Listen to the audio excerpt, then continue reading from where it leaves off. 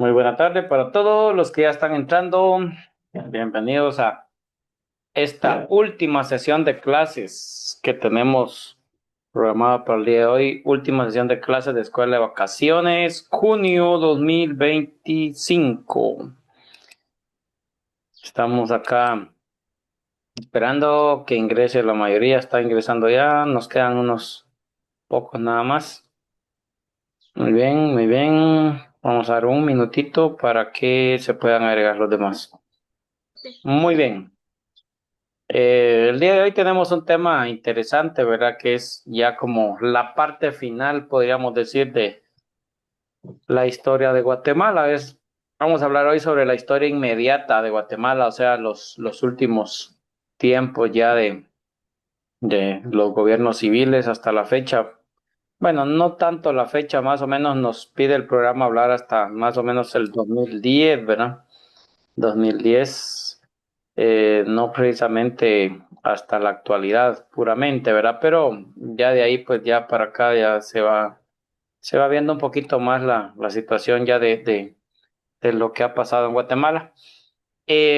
Siempre les recuerdo, por favor, en el chat de una vez ahorita escribir su nombre completo y su número de carnet, por favor, ya que de esa cuenta, pues vamos a quedar anotados en la asistencia. Así que por favor, toditos los que ya están presentes, agregar por favor en el chat su nombre completo y su número de carnet, ¿verdad? Muy bien. Hay algunos que están intentando, pero no logran ingresar. Hay como 5 o 6 todavía empezando ahí, intentando prácticamente.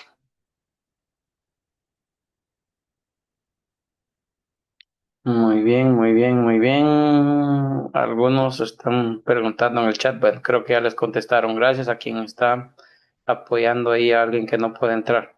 Muy bien, estamos la mayoría. Vamos a ingresar, vamos a compartir pantalla porque tenemos una ardua labor el día de hoy. Bueno, lo primero que voy a hacer es explicar la ruta de aprendizaje que le llamo yo, ¿verdad? Que es el cronograma prácticamente cronograma de actividades. Así es de que vamos a ubicarnos acá con el cronograma de actividades. Tenemos para esta semana, digamos semana porque ya no es semana completa, ¿verdad? Les cuento que para el 30 me están pidiendo actas, por lo tanto, yo tengo que cuadrar entre hoy y mañana todo lo demás, ¿verdad? Entonces, estas dos tareas que les voy a dejar hoy están para realizarlas el día de hoy. Primero Dios, terminamos antes de las 4, sí les quedan una hora para hacer cada tarea, ¿va? De las 4 a las 5 y de las 5 a las 6, que es el tiempo que dura el curso. Entonces, la primera tarea va a ser una línea de tiempo sobre la historia inmediata de Guatemala 1954 a 2000 prácticamente. Y después, este va a valer 8 puntos para entregarlo hoy a medianoche se vence. Y las conclusiones también, que son conclusiones del conflicto armado interno en Guatemala, que son también 7 conclusiones y vale 7 puntos, un punto por conclusión, y una evaluación del bloque de 5 puntos con 10 afirmaciones de falso y verdadero. Ahí están, entonces hoy solo tenemos 2 tareas, por la premura del tiempo, 2 tareas eh, y una evaluación, ¿verdad? Entonces las tareas primero Dios las hacen hoy. La evaluación tienen tiempo hasta mañana para hacerla, ¿verdad? Pero no se vayan a tardar mucho, por favor, porque ya voy a estar yo cuadrando todo, ¿verdad? Entonces, eso es lo que tenemos por el momento de lo que es las actividades, ¿verdad? Bueno, ahora pasamos de inmediato a lo que es el tema del día de hoy. Tenemos acá algo bastante interesante, ¿verdad? De lo que es la historia inmediata de Guatemala de 1954 al 2000. Entonces, prácticamente, recordemos que vimos el tema anterior de la época de oro de Guatemala del 1944 a 1954, que fue la revolución, ¿verdad? Y ahora vemos de 1954 que empieza la contrarrevolución, o sea, ya la otra élite de poder tratando de quitarle el poder a los revolucionarios y que estaban amenazando en cuanto a lo que a ellos les compete, ¿verdad? Que es el quitarles el poder, ¿verdad? Y sobre todo, más que quitarles el poder, quitarles el dominio de las tierras que ellos tenían. Entonces, esto prácticamente estaba haciendo ver como amenazados los intereses de estas clases sociales, ¿verdad? Que dominaban Guatemala. Entonces, eso es lo que vamos a ver el día de hoy, hasta los gobiernos civiles que tenemos también ahí ya una nueva era del país, ¿verdad? Con gobiernos ya no solo militares, sino civiles. Entonces, así es como estamos con el tema de hoy. Vamos entonces, empezamos con la contrarrevolución. La contrarrevolución de 1954 fue un movimiento político y militar orquestado por Estados Unidos, la United Fruit Company y algunos terratenientes guatemaltecos. El objetivo era derrocar al presidente de Guatemala en aquel momento, Jacobo Arbenz Guzmán, a quien acusaban de comunista. La CIA estadounidense organizó la contrarrevolución para oponerse a que los intereses de la United Fruit Company no se perdieran y para no permitir que los miembros del Partido Comunista de Guatemala influyeran en las decisiones más importantes de su gobierno. Bueno, esto es en sí lo que podemos decir de la contrarrevolución. Entonces, es intervención de Estados Unidos en Guatemala. ¿Por qué? Para venir a salvar a la United Fruit Company, que era la compañía frutera, principalmente de banano, que tenía acaparadas costas de Petén, tierras de Petén, perdón, las tierras de Petén, Izabal, incluso hasta Escuintla, ¿verdad? Entonces, cierto gobierno les había dado autoridad y territorio prácticamente para que vinieran ellos a implantarse acá y a cosechar, ¿verdad? Entonces, ellos se habían apoderado de esto. Y es más, la United Fruit Company había creado un monopolio comercial de lo que es la fruta, ¿verdad? Incluso los puertos los tenían acaparados ellos con todos sus productos. De manera que los puertos prácticamente estaban gobernados por ellos, prácticamente, ¿verdad? Y hasta la fecha, la United Fruit Company es una compañía frutera de la marca Chiquita que aparece hoy en día. Y tiene acaparados todos los puertos, incluso hasta la fecha actual, en todo Iberoamérica, no solo Centroamérica. Entonces, si van al puerto, ustedes a Puerto Barrios, ahí se van a dar cuenta ustedes que todo eso, pues lo mueven, esos grandes contenedores que hay, pues se mueven por parte de estas empresas. Entonces, es tremendo cómo han acaparado y se quedaron con el monopolio comercial. Por eso querían derrocar al presidente Jacobo Arbenz Guzmán, porque Jacobo Arbenz quería comprarles con un precio simbólico las tierras que ellos tenían sin usar, ¿verdad? Y para poder hacer el parcelamiento de tierras y repartirle una parcela de tierra a cada uno de los campesinos guatemaltecos, ¿verdad? Se recuerdan que hablé un poco de esto hace 8 días, entonces cómo la revolución en México sí se dio, ¿verdad? Y allá sí se repartieron las parcelas de tierra, o sea que allá sí se hizo, perdón, allá sí se hizo lo que es la reforma agraria. Acá en Guatemala solo se creó el decreto 900, que era el de la reforma agraria, a cargo de Jacobo Guzmán, pero no se pudo llegar a conclusión. Cuando empezó el gobierno a querer imponer todo esto y a hacer que la iglesia, terratenientes y estas grandes compañías cedieran sus terrenos que no estaban utilizando para parcelamiento, entonces ahí fue cuando pusieron el grito en el cielo. Entonces, estas compañías, por influencia de Estados Unidos, como eran de allá las compañías, pidieron auxilio al gobierno y pues mandó incluso hasta la CIA para investigar y toda la cosa.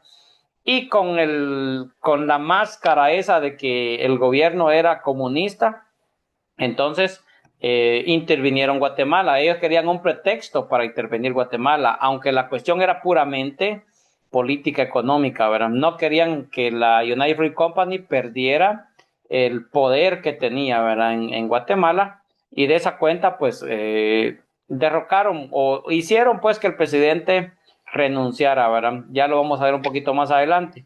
Quien, por no derramar sangre, renunció voluntariamente, ¿verdad? Porque ya no quería más derramamiento de sangre. Entonces, vemos cómo acusaron de comunista al presidente, la CIA vino a secretamente a investigar y a analizar un poquito la situación, ¿verdad? Y luego, pues, vamos a ver ahí también al mando de quién estaba el ejército para el golpe de Estado, ¿verdad? Entonces, ahorita vamos con golpe de Estado y caída de Arbenz, la contrarrevolución. Tras el golpe de Estado de Carlos Castillo Armas y el derrocamiento del presidente Jacobo Arbenz Guzmán, el 3 de julio de 1954 se inicia en Guatemala el periodo conocido como la contrarrevolución. Duró unas 3 décadas, o sea, 30 años aproximadamente. Durante ese tiempo el poder estuvo a manos del régimen militares, o sea, 30 años de gobiernos militares prácticamente en Guatemala, después de que Jacobo Arbenz y la revolución cayera, ¿verdad? Con el nuevo gobierno se creó el Comité Nacional de Defensa contra el Comunismo y se emitió la Ley Preventiva Penal contra el Comunismo. El comité tuvo facultades para ordenar la detención de cualquier persona en los primeros meses después de la caída de Arbenz. Fueron arrestados 12,000 personas y se exiliaron unos 2,000 dirigentes sindicales y políticos. O sea, a todo el que quería defenderse de ese poder tirano del gobierno lo acusaban de comunista y lo encarcelaban, ¿verdad? Otros que se tuvieron que ir huyendo por eso, ¿verdad? Los hechos políticos y militares sucedidos en el país fueron un ejemplo claro de incumplimiento de la Constitución y los deberes profesionales de los militares guatemaltecos, que afianzaron la hegemonía del ejército bajo la dirección del coronel Carlos Castillo Armas, asesinado en 1957. O sea que el ejército estaba dirigido por este señor Castillo Armas, ¿verdad? Pero en realidad el ejército estaba reprimiendo al pueblo, ¿verdad? Entonces, algo tremendo también que se dio en este caso, ¿verdad?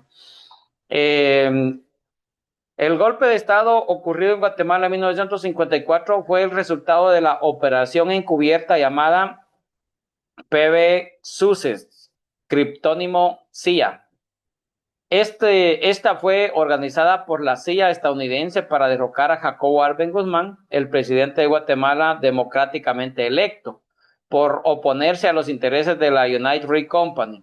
El golpe de Estado fue justificado a través de la excusa de que el gobierno de Arbenz había permitido que los miembros del Partido Comunista de Guatemala, Partido Guatemalteco del Trabajo, influyeran en las decisiones más importantes de su gobierno. Como resultado, se instaló la dictadura militar de Carlos Castillo Armas.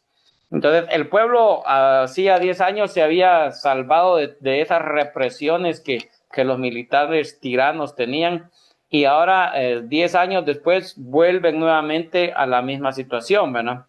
Aquí podemos ver las imágenes de Jacobo Arbenz Guzmán, último presidente de la revolución, marzo de 1951 al 27 de junio de 1954. Fue gobierno, estuvo como gobierno Jacobo Arbenz. Carlos Castillo Armas, presidente del 1 de septiembre de 1954 al 26 de julio de 1957. Vamos a ver el gobierno de Castillo Armas. Ya vimos cómo fue que perdió el poder y la fuerza, la revolución. Ahora vamos a ver un poquito acá sobre el gobierno de Carlos Castillo Armas. Rota la Constitución, no fue difícil echar por tierra el pacto de transición de mando acordado entre Arbenz y Díaz. No hubo capacidad de acción ni de respuesta política a la embestida contrarrevolucionaria encabezada por el embajador Purifoy. La CIA y el Departamento de Estado, dirigidos por los hermanos Dulles y el presidente estadounidense Dwight Eisenhower, quienes actuaron movidos por intereses más económicos que políticos. En El Salvador, Carlos Castillo Armas esperaba poder entrar triunfante al país. Purify viajó a San Salvador a reunirse con el líder rebelde. Carlos Castillo Armas, durante el encuentro, eh, no tuvo mayor problema para dejar en claro su deseo de entrar a Guatemala, investido con amplios poderes personalizados.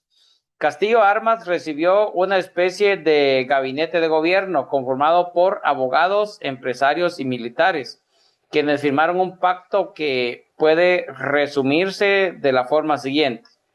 Se reconocía implícitamente el liderazgo de Castillo Armas al reestructurar la Junta de Gobierno, permitiendo su incorporación, lo mismo que la del mayor Enrique Trinidad Oliva.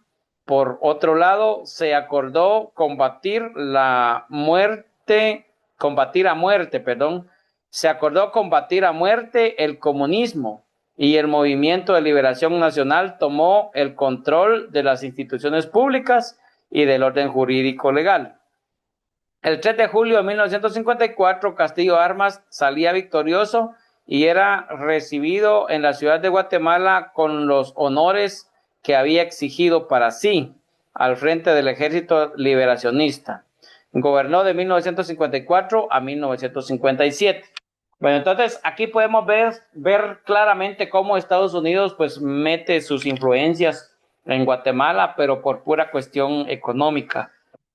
No quería que sus ciudadanos que estaban acá operando en la United Fruit Company, que eran los dueños de esta empresa de origen estadounidense, perdieran el poder y perdieran esta forma de lucro que ellos tenían, ¿verdad? Además, pues tenían monopolio y comercializaban hacia allá todo lo que era la fruta. Pero entonces vemos cómo el embajador de Estados Unidos, Purify, también interviene ahí, ¿verdad? En la negociación con Carlos Castillo Armas.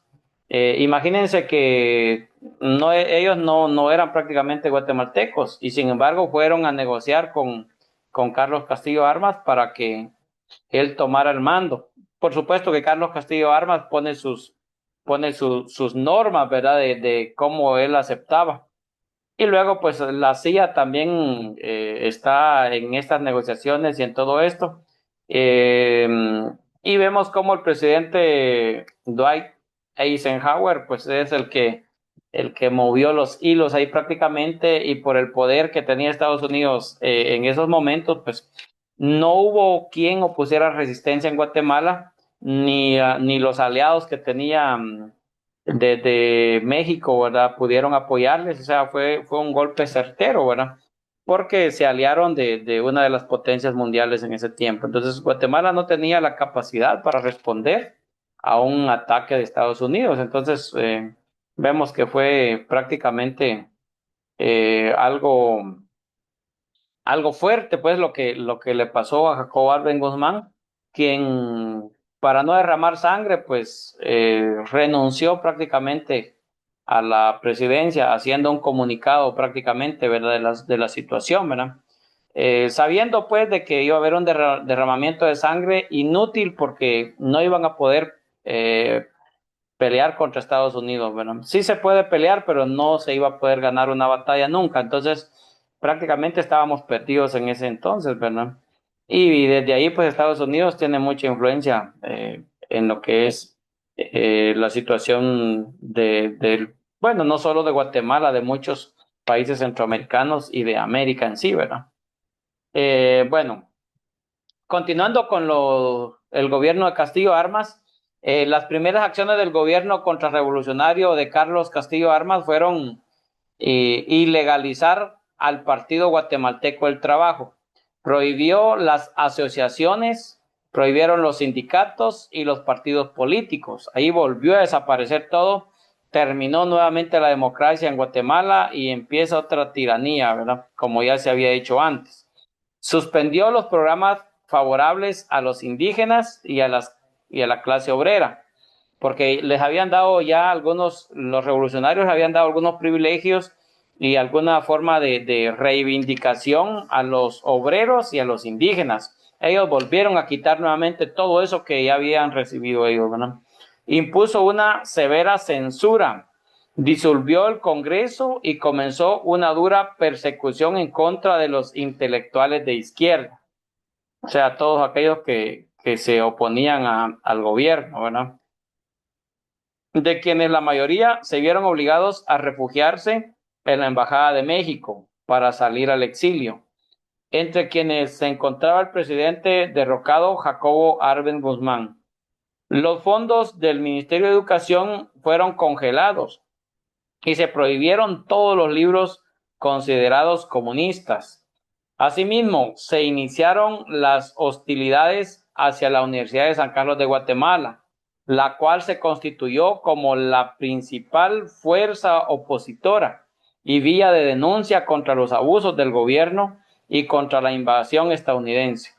Pero más importante, derogó la Constitución de 1945 y la Ley de Reforma Agraria, contenida en el Decreto 900, con lo cual se dejaba sin efecto la distribución de la tierra a los campesinos, y todas las tierras que ya habían sido repartidas fueron devueltas a los miembros de los terratenientes del país y a la United Fruit Company. Entonces prácticamente fue a quitar todo lo que ya se había hecho por parte de los revolucionarios, como el caso de Jacobo Arbenz Guzmán.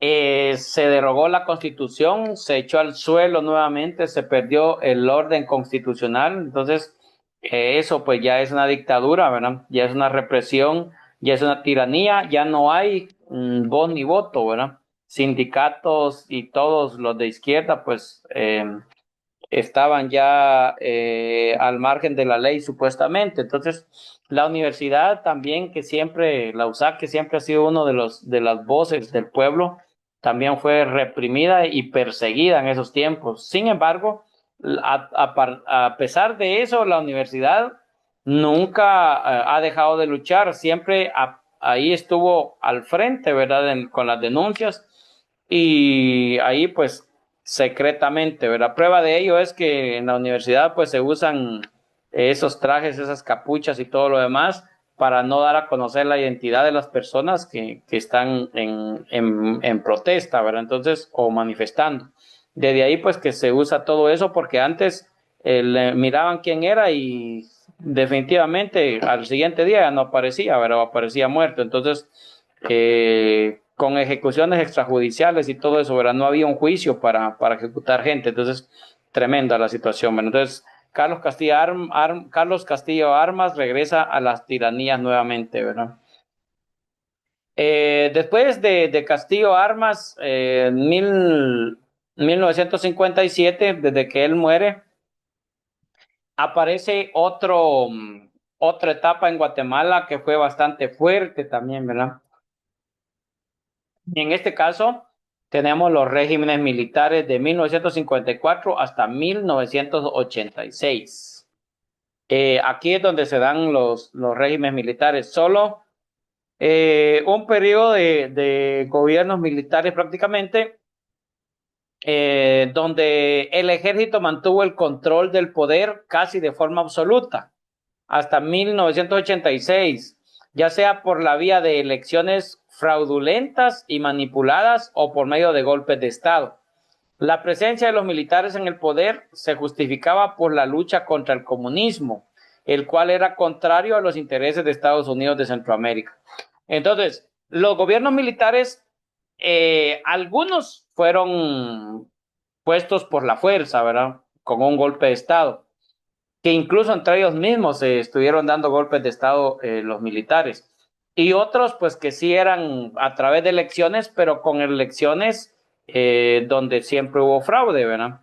Cosa que actualmente todavía existe, ¿verdad? En las elecciones siempre se han dado fraudes, y más en esta última campaña, ¿verdad? Que hubo. Entonces, Se han visto tantas cosas, ¿verdad?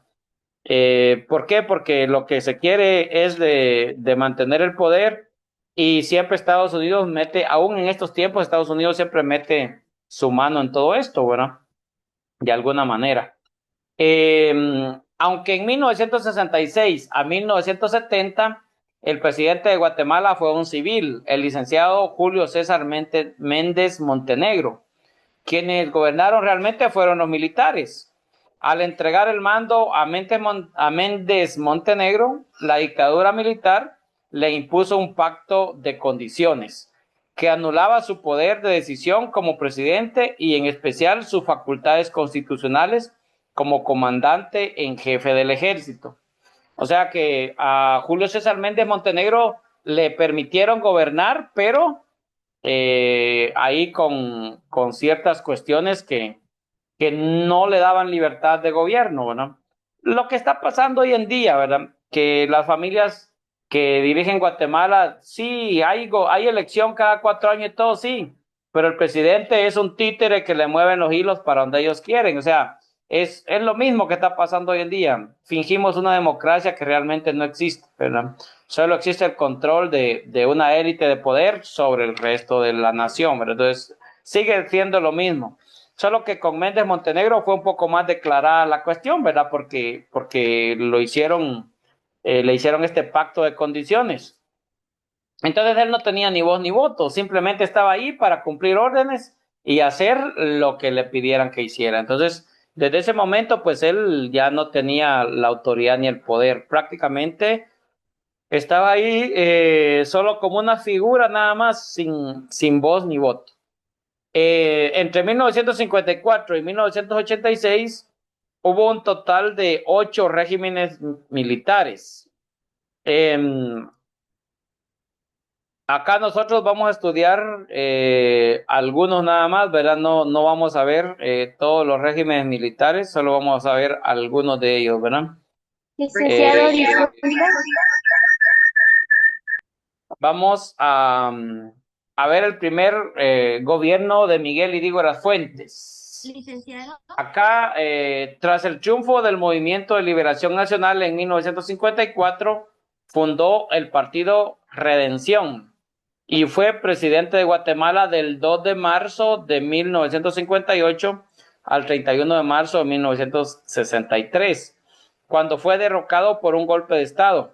Se decía de Ydígoras Fuentes que era un loco o un payaso, pero esto se debía a que muchas personas de los sectores económicos poderosos de Guatemala le criticaban porque durante su campaña electoral había prometido dos cosas: que todos los guatemaltecos iban a poder tener un pollo en sus ollas y que iba a gobernar con mano de acero inoxidable.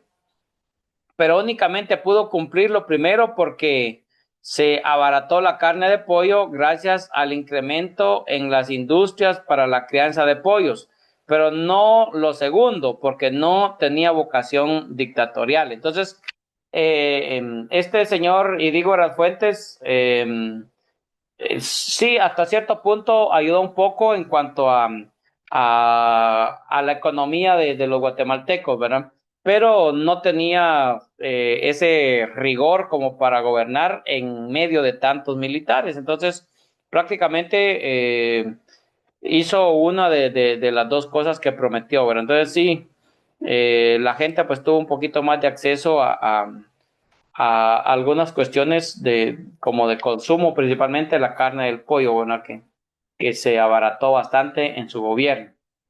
Eh, Durante su gobierno, continuamos con Miguel Ydígoras Fuentes todavía.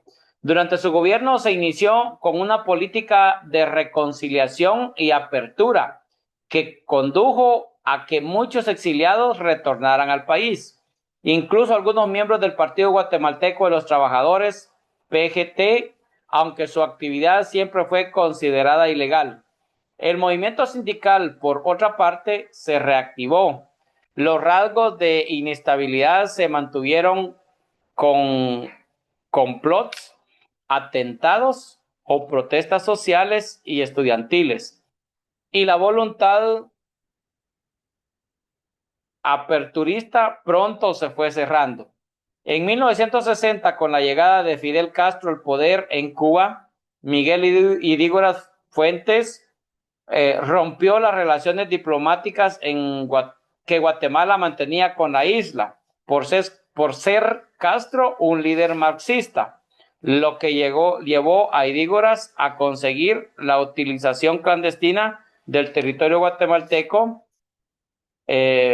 para apoyar los preparativos norteamericanos para la invasión de Cuba, a cambio de promover la recuperación de Belice una vez solucionado el problema castrista. Y es por eso que en ese tiempo de Ydígoras Fuentes incluso hasta vinieron a implantar unas bases militares estadounidenses a Guatemala, ¿verdad? ¿Por qué? Porque Ydígoras consintió el apoyo a Estados Unidos, ¿verdad? Para que tuviera bases militares en Guatemala. Y fue una cuestión tremenda, ¿verdad? ¿Por qué? Porque imagínense una base fuerte militar de Estados Unidos en Guatemala. Entonces, desde Guatemala van a bombardear a donde quieran ellos. Entonces, ¿qué va a pasar? La contraparte va a bombardear la base militar, en conclusión va a bombardear Guatemala. Entonces, eso es lo que se logró con esto que Miguel Ydígoras Fuentes realizó, ¿verdad? A cambio, pues él pedía que recuperaran el territorio de Belice, porque todavía estaba en pugnas y en peleas en ese tiempo. Sin embargo, pues solo implantaron bases militares y a través de Guatemala, pues tenían su espionaje, Estados Unidos y todo eso, pero lo otro que pedía Guatemala, pues no fue posible, ¿verdad? Entonces, ese es uno de los puntos fuertes que podemos ver acá en este gobierno, ¿verdad? Podríamos decir que se atentó la soberanía del país, ¿verdad? Porque se permitió la intervención extranjera y más aún se atentó en contra de la vida de los ciudadanos guatemaltecos con una base militar, ¿verdad? Porque aquí, si hubiera habido la guerra realmente, Cuba hubiera bombardeado para Guatemala porque desde aquí le estaban lanzando a Cuba, ¿verdad? Entonces ese hubiera sido un gran problema, ¿verdad? Jornadas estudiantiles de marzo y abril de 1962. En diciembre de 1961, Ydígoras Fuentes organizó un fraude electoral en los comicios para elegir a los diputados al Congreso de la República. Se determinó que el 1 de marzo de 1962 tomarían esos diputados sus respectivos cargos. Los estudiantes universitarios organizados en la Asamblea de Estudiantes Universitarios AEU y los estudiantes de educación secundaria reunidos en el Frente Unido del Estudiantado Guatemalteco Organizado, Fuego, realizaron una protesta el 1 de marzo de ese año y ese día los estudiantes realizaron un paro de labores en las diferentes facultades y escuelas de la universidad, dispersas por el centro de la ciudad. Colocaron banderas negras en las partes frontales de los edificios denunciando la muerte de la democracia. La protesta tuvo efecto. En los siguientes días crecieron las acciones en contra del régimen, inclusive grandes manifestaciones en las calles de la capital. O sea, los estudiantes universitarios y estudiantes de secundaria iniciaron estas protestas haciendo ver pues de que Ydígoras había hecho fraudes en las elecciones, ¿verdad? Para los diputados del Congreso y de esa cuenta pues poder tener el dominio incluso del Congreso, ¿verdad? Hasta eso pues se estaba llegando, ¿verdad? Rebelión del 13 de noviembre de 1960 y surgimiento de la guerrilla. Podríamos decir que esa marcha, esa caminata que se dio fue uno de los primeros pasos para que el pueblo se organizara, porque ya no soportaba tanta situación difícil que estaba viviendo. Y a partir de ahí, pues viene el segundo acontecimiento que se dio entre más o menos en 1960.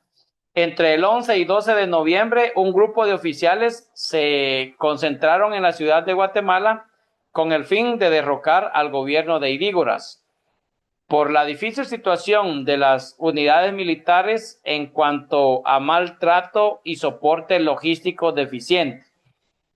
El 13 de noviembre de 1960, inspirados y alentados por el triunfo de la Revolución Cubana, una facción del ejército de Guatemala se sublevó con el objetivo de derrocar el gobierno de Miguel Ydígoras Fuentes. Y aunque fracasaron, abrieron un nuevo tipo de lucha política al formar el movimiento revolucionario 13 de noviembre, MR13, con el fin de derrocar al gobierno por medio de las armas y contactaron con los grupos políticos, en especial con el PGT, para establecer alianzas. La crisis política continuó y el gobierno abrió muchos flancos. Se inició así la lucha guerrillera en Guatemala. Entonces, aquí podemos ver cómo después del gobierno de este señor Miguel Ydígoras Fuentes, bueno, estando en el gobierno, pues, muchas situaciones que se fueron dando permitieron, ¿verdad?, que el pueblo pues ya no soportara tantas injusticias, tantas situaciones difíciles que se estaban dando, ¿verdad?, como producto de los gobiernos militares. Y a partir de ahí, pues, la Universidad de San Carlos inicia los primeros movimientos junto con estudiantes de secundaria, y luego pues ya todo el pueblo se fue uniendo, ¿verdad?, a esta lucha para derrocar a este gobierno. Pero la gota que derramó el vaso fue las elecciones fraudulentas para el Congreso que Ydígoras propició. Bueno, entonces, a partir de ahí nace ya la guerrilla, ¿verdad?, con el MR13 y el PG3. MR13, que era Movimiento Revolucionario 13 de noviembre, y el PGT, que era Partido Guatemalteco del Trabajo, ¿verdad? Entonces, estos se unieron y a partir de ahí pues empiezan las luchas ya de la guerrilla. Oficialmente podemos decir que esa rebelión del 13 de noviembre de 1960 ocasiona el surgimiento de la guerrilla, ¿verdad? La clave para la permanencia de Ydígoras en el poder fueron las Fuerzas Armadas. Los estudiantes y sus aliados estaban a punto de tomar el poder, como lo habían hecho en la Revolución de Octubre de 1944. Pero Ydígoras aceptó sustituir todo su gabinete de ministros por militares y ordenó reprimir las protestas. Se declaró el estado de sitio, se impuso toque de queda y se inició la persecución, lo que, aunado a la falta de un líder del movimiento popular, dio ventaja a las fuerzas de seguridad y terminó por romper la resistencia de la población. Varios estudiantes fueron ametrallados o capturados. La rebelión popular quedó sofocada y al final de la revuelta el saldo fue de decenas de muertos y heridos, centenares de capturados y muchos otros expulsados del país. Entonces podemos ver cómo este gobierno fuerte y tirano también, con tal de no perder el poder, lo que hizo fue matar prácticamente a gente que andaba en las protestas, ¿verdad? Entonces, y reprimir con fuego prácticamente las protestas que se dieron, ¿verdad? Entonces, muchos fueron asesinados, otros fueron exiliados al extranjero, una gran mayoría fueron capturados, pero toda la población en sí sufrió por todo esto. ¿Por qué? Porque impusieron el toque de queda, ¿verdad? Ya no podía andar la gente en las calles, ¿verdad? Después de cierta hora, a partir de cierta hora de la noche, entrando la noche, prácticamente ya no podía andar nadie en las calles. Además de eso, pues tenían espías, ¿verdad? Espionajes para poder ver cómo era el comportamiento de la gente en las comunidades, para ver si habían agrupaciones que se reunían, ¿verdad? Que se juntaban y se reunían, pues todo esto inmediatamente llevaban la información, pues, para que estos grupos no fueran creciendo, ¿verdad? Entonces, prácticamente, pues, aquí era sálvese quien pueda, y el individualismo andaba, pues, operando ahí como siempre, ¿verdad? Para que no se pudiera ver grupos